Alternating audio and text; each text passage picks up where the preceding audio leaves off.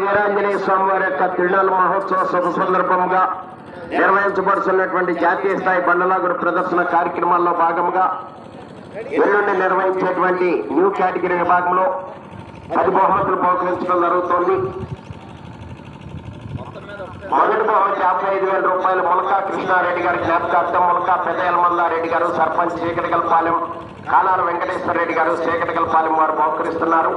రెండవ బహుమతి 45,000 రూపాయల మొత్తాన్ని వీరగంధం ఆనంద్ గారు సర్పంచ్ ఉమ్మడవరం వారు, మూడవ బహుమతి 35,000 రూపాయల మొత్తాన్ని గరిమిడి నాసరయ్య గారు కోటేశ్వరమ్మ గారి జ్ఞాపకార్థం వారి కుమారుడు శ్రీనివాసరావు గారు పెదకంచెర్ల,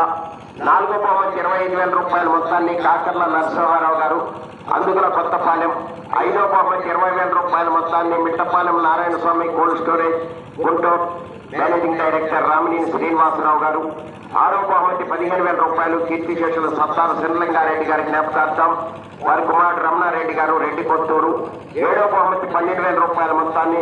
నాగులపాటి రామసుబ్బయ్య గారి జ్ఞాపకార్థం వారి మనమ డాక్టర్ సురేంద్రబాబు గారు వికాస్ హాస్పిటల్ గుంటూరు,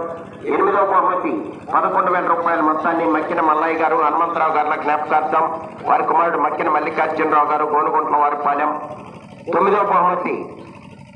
10,000 రూపాయల మొత్తాన్ని చెక్కిరెడ్డి కొండగురవారెడ్డి గారి జ్ఞాపకార్థం కుమారుడు చెక్కిరెడ్డి అప్పిరెడ్డి గారు తలార్లపల్లి,